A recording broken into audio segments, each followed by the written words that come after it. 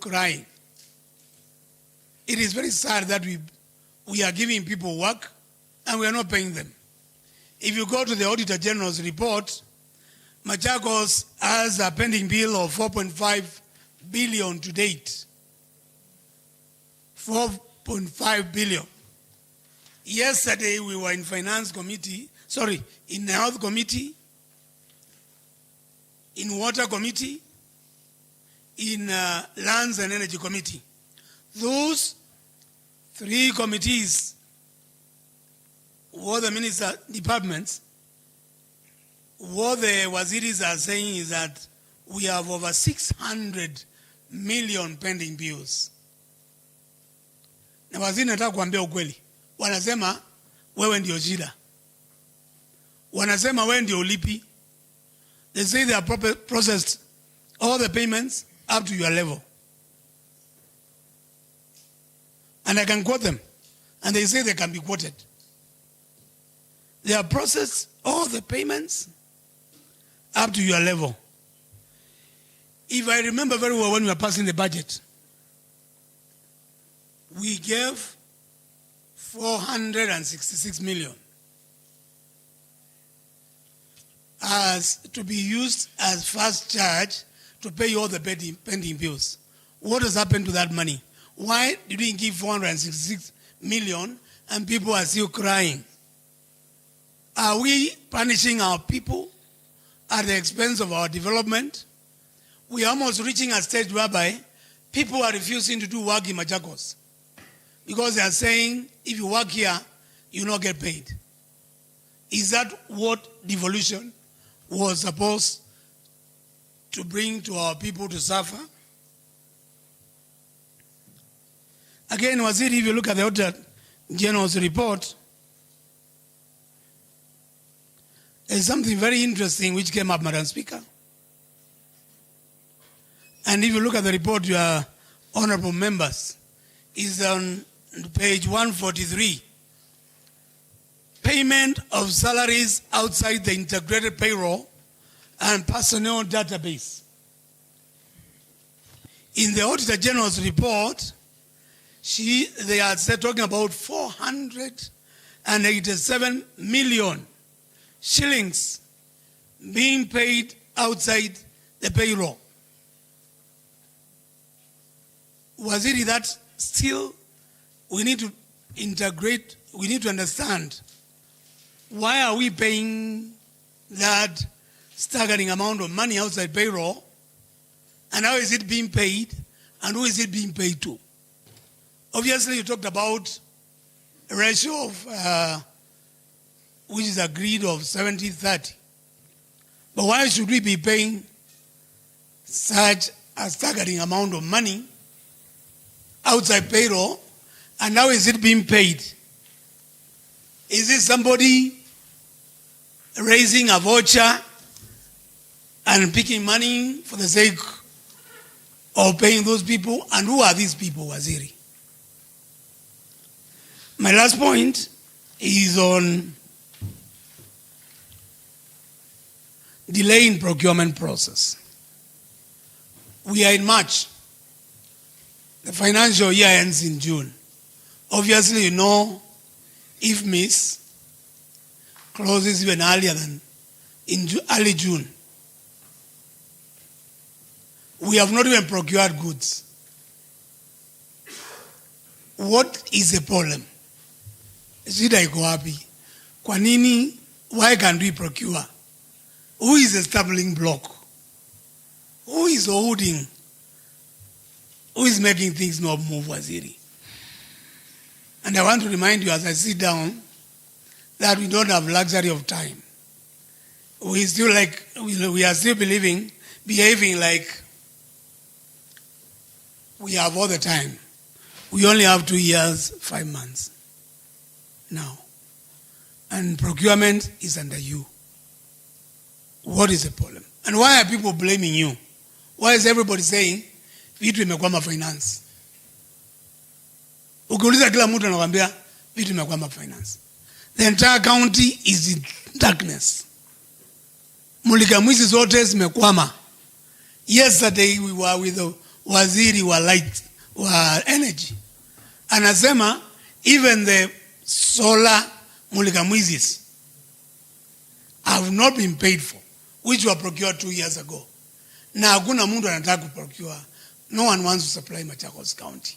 The entire Machakos town is in darkness. The entire county is in darkness. Now we cannot even, wananchi wanauliza siku za Mutua taa zilikuwa zinawaka, saa hii zimekwama. Shida iko wapi waziri? Tukiuliza tunaambiwa ni wewe ndio umekwama, wewe ndio umekataa kulipa. Is it you? And I want you to be very honest. Don't carry anybody's cross. Is it you or is somebody else? Ni nani?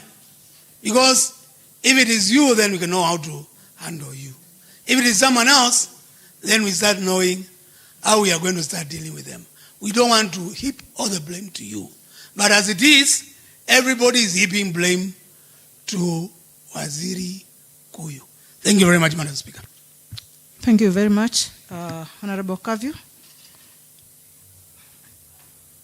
And I pray that we can be brief. Yes.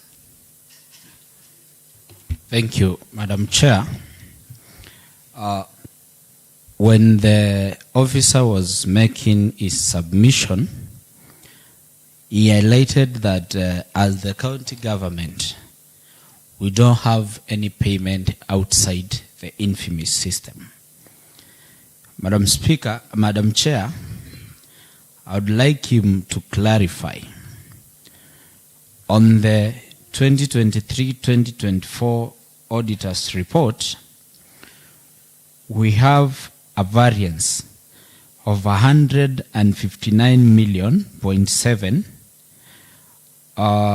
that is not captured by infamous, but they are appearing as expenses on the financial statements for the same period, and this relates to other operating expenses, domestic travel and subsistence travel, foreign, and we have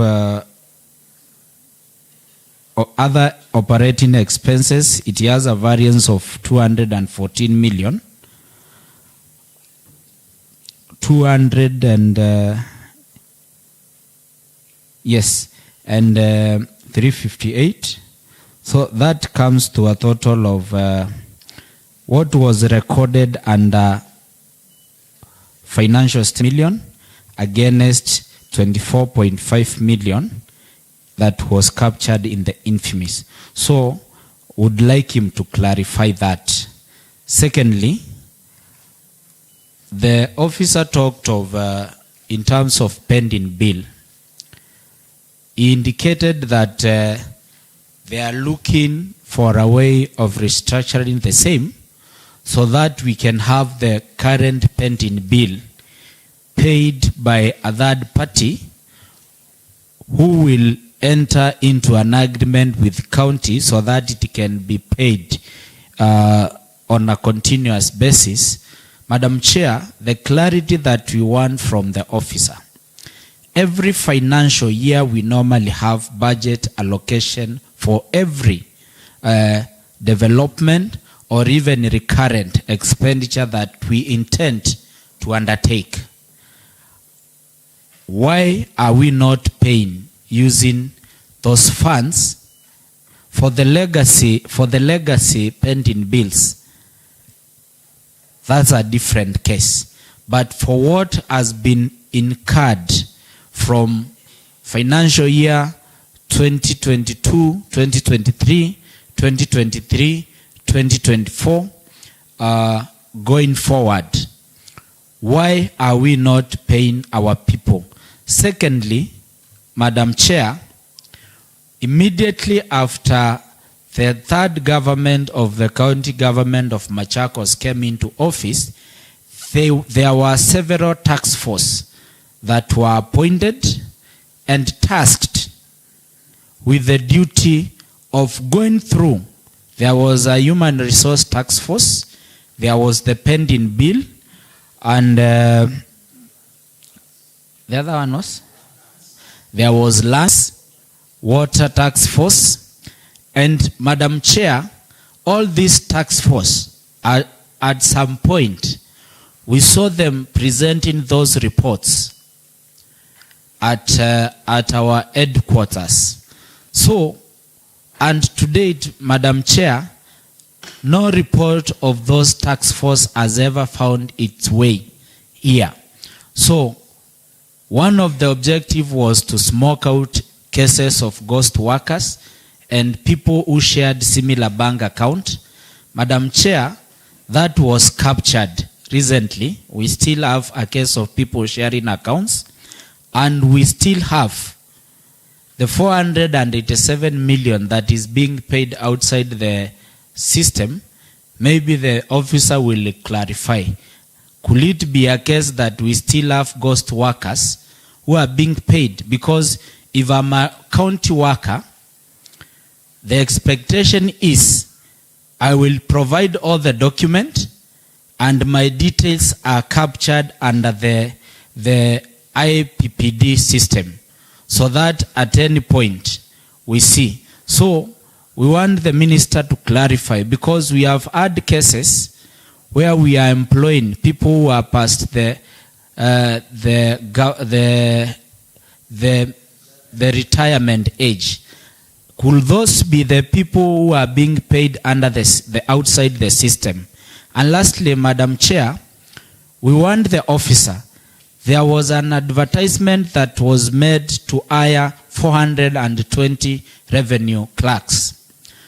We want the officer to clarify what are their terms of service. Are they permanent or are they on contract? And because that could be the problem why we are losing money. If you pay somebody poorly and they have an opportunity to come into contact with our revenue, I don't want to call it stealing, but there might be temptation for them to kujipatia pole na pesa yetu.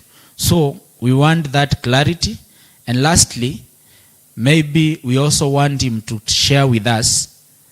There was some time that the chief officers for the departments alleged that they were not in control of the procurement system, that procurement had been centralized. So we want the officer to clarify whether is it still the case, and if it is not, are the chief officer in total control? Because there is difference between being in charge and being in charge of the paperwork. We want to know whether they are in full control, because that's how we'll cure this issue of people saying it is finance who have not approved our procurement process. So that is the clarity we want. And we also want to understand in terms of the 2024-2025 budget implementation, where are we as at now? We are into the fourth quarter and our people are yet to get any development from the government. Thank you. Thank you very much, Mheshimiwa Avyu. You are the next person? Proceed, Mheshimiwa.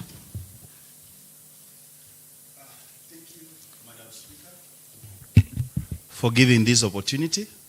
I think I need the attention of the Waziri, because I know many questions are coming in, and I'll go to the issue of the wage bill. I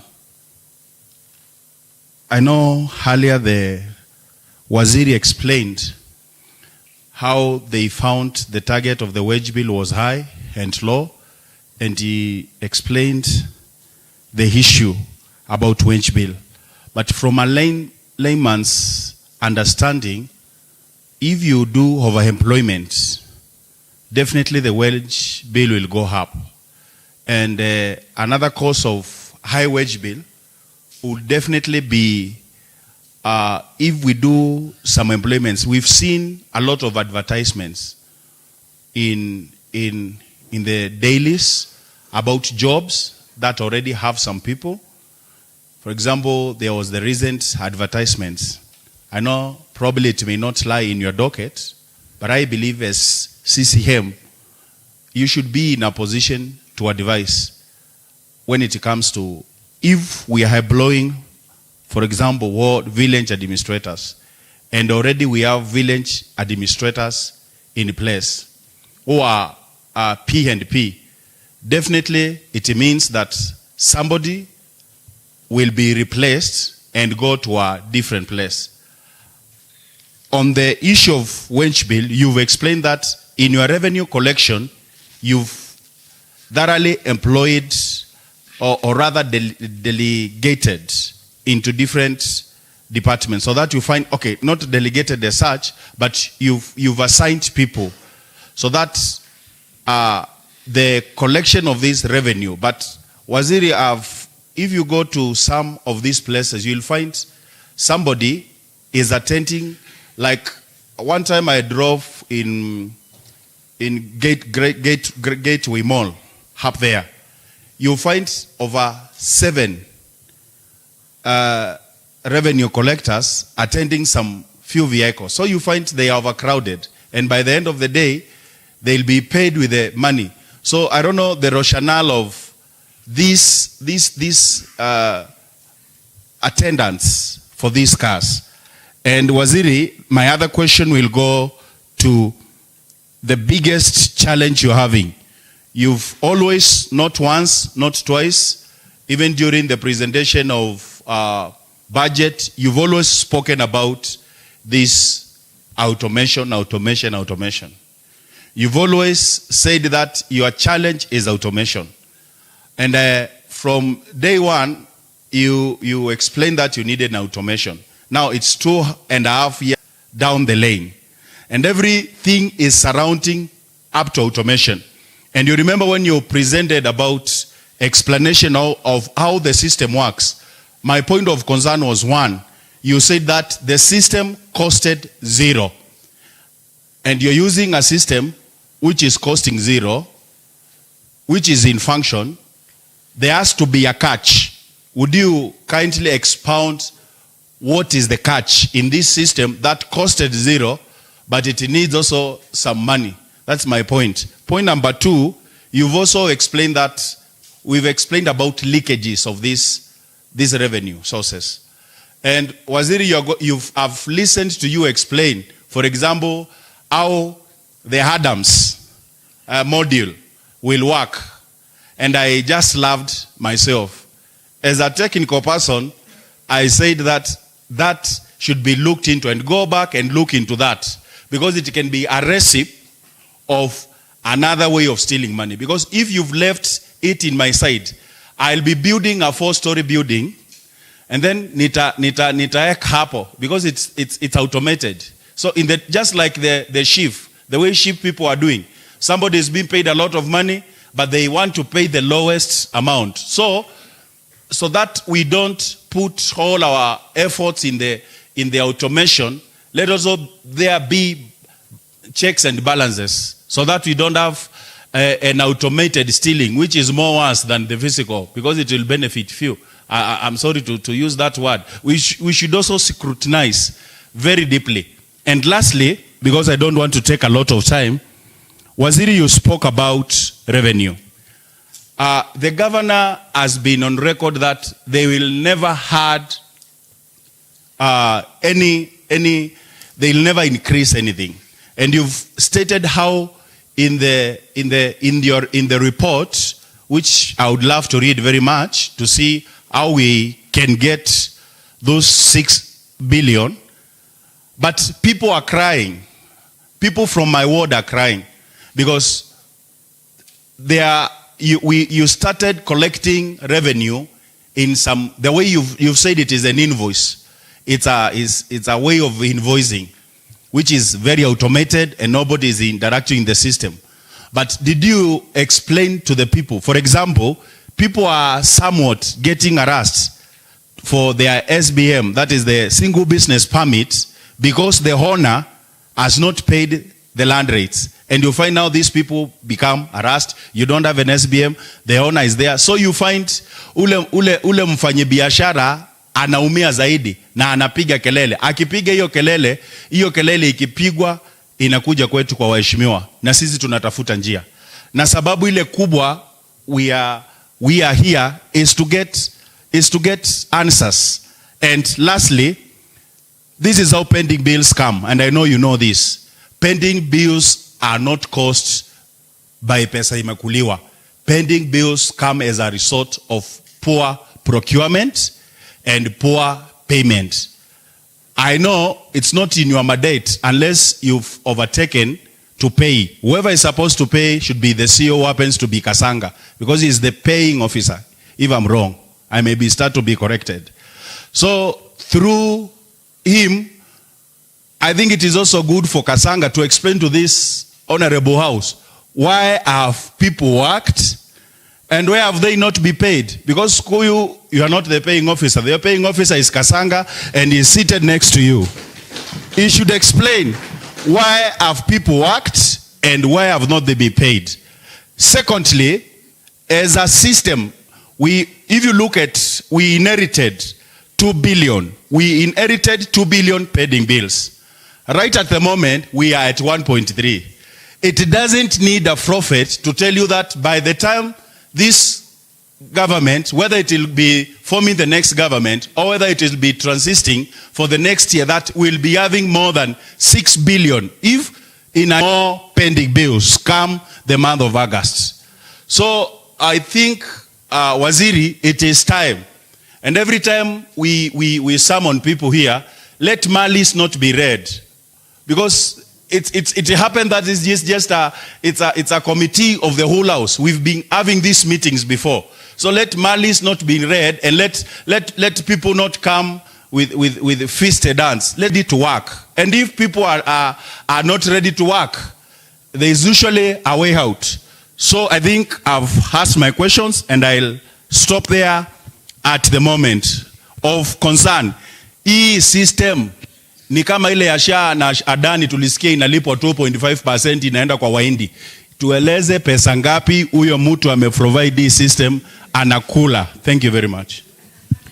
Thank you very much, Mheshimiwa Maeke. Mheshimiwa Katiti, and then Mheshimiwa Joanna.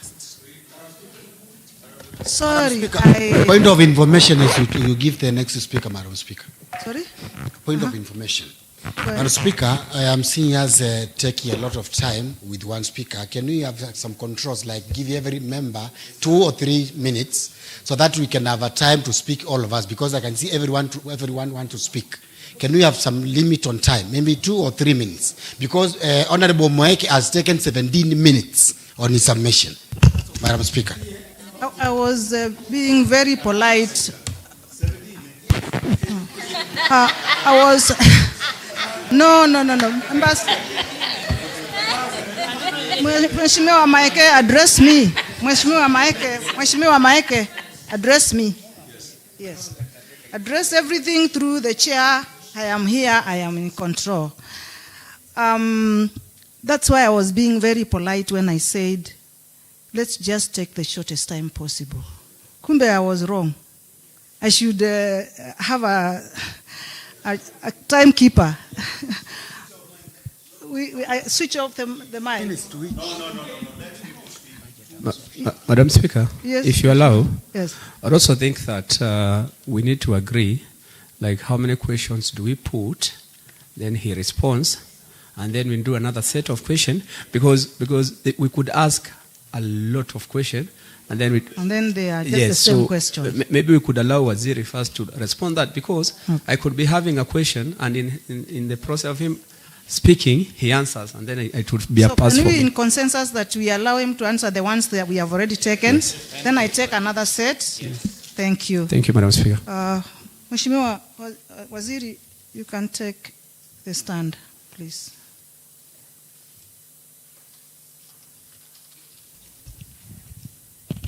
Thank you, members. I think through the chair, I like this session. Information is power. Thank you. We can't live under we can't live under point of no information and blame games. This business of blame game must be tamed, must come to an end. Madam Speaker, I've been asked about controls we put to deter leakages. Madam Speaker, and in my presentation, I touched on quite a number. Maybe I go specific to the few issues, the four that you've raised, so that I don't repeat in the interest of time. The issue of quarries. Quarry, I talked about mapping because Matungulu, Katani, and Lukenya, they are very porous because they also happen to be sand harvesting areas. So the first thing we are doing is remapping. The second thing we are doing, and I've talked about the enforcement officers, Madam Speaker, they were completely out of system. They were enforcing outside the system. And the way the system is supposed to work is first line of defense, the revenue officers who report to finance. Second point of defense, inspectorate officers who report to a different department for the checks and balances. And I've just said this, Madam Speaker. The 700 plus inspectorate officers were not in the system. And the last 12 years, for the members who have been here, it was a tall order as well. The revenue was not where it is. The 408 staff whom were employed took the revenue further by 500. But these leakages on level 2 defense, because even if level 1 colludes with the track owners, level 2 is supposed to arrest. We are trying to make it very expensive not to comply. Because the moment you've released a battalion of 700 people, even if you compromise one, you pay 1,000 and you are supposed to pay 3,000. You'll get a second one, third one. By the time you are done, you paid 100,000. So the first thing is to make it very expensive not to comply. Building approvals, Madam Speaker. And when I began on why several departments were involved, I gave the basis. Yes, we have the portal where the customers are supposed to engage with the system, place the applications, get an invoice with a reference number, then you pay. After payment, what you get is a receipt. Before the building approval is given, that application is allocated by the system on load balancing. It's allocated to a planner in that sub-county. The planner and other technical team, they are supposed to go to the ground and confirm the information that you keyed in the system. Is it true? So there's yes, the system, but backed by outside controls. Land rates, Madam Speaker. We had initial instances where the system was not able to manage issues, or maybe people waiving, because we have MACHAKOS Tax and Administration Act. Currently, as it sits, I said on these structured revenues, they are on a register. We have done, we've done bulky invoicing for land rates, ground rates as well. And if a customer has an issue on that, an officer cannot amend outside the system. There's a process of amending, which is watertight. The revenue sharing, Madam Speaker, and that will answer quite a number of several people asked the same question. I did put it very clearly. A revenue system of this magnitude that can run an entire county would be very expensive, would run into hundreds of millions. Okay, if we were to go on, it would be more than 500 million, Madam Speaker. Here we are talking about cash flow. during hard economic times. So it is an egg-chicken situation.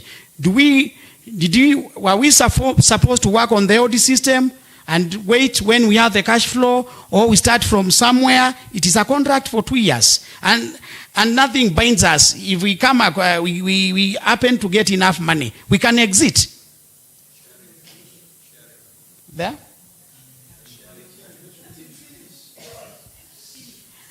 Madam Speaker, on the issue of the sharing, we don't have amounts. Madam Speaker, the sharing formula is not about amounts. Should be a percentage, because the amount is determined by a percentage. Madam Speaker, just say the percentage. The percentage, and I also want to reconfirm, because I don't want to give a figure that I'm not, a percentage that I'm not sure. Yeah. From my technical officer, I'm not a procuring. Yeah. I have not allowed you, Honorable PK, Madam Speaker, to question the Madam Speaker, a minister is a policy person. Yes. I have an accounting officer who the system. I have an accounting officer, and by the time we came here, because the file is with the solicitor. Yes. Just hold on. Anything you are not sure about, don't say. Yeah, I don't want to say, because things. the file the file is with the solicitor. Yes. Because he has to register the agreement. Yes. So I need to get hold of the file myself. Yes. But I know it has to be a single digit, because the law, you can't go beyond a single digit. Then you can provide that. I can provide, yeah. On the pending bills. Proceed. I don't want to cheat the House. I'm under oath. Honorable Chair. Don't cheat. I have given you permission just to bring the information. I will. I'm guided. Because I don't want you to say the wrong things. Honorable Chair. Not important. Just to remind you that as we were starting the session, the CCM took oath. Yes. And what is the essence of taking oath? So that he can tell us the truth. If he tell us something which is not sure, we will cite him for contempt. So let him verify and bring the correct information. It's actually called perjury in law, and it is a criminal offense. Yeah, so just say the right things. What you are not sure, you can bring us that information later. We are not going anywhere. Members, are we going anywhere? No. Yes. Let's just provide the information later, the right one. Go ahead. So, Madam Speaker, on the pending bills,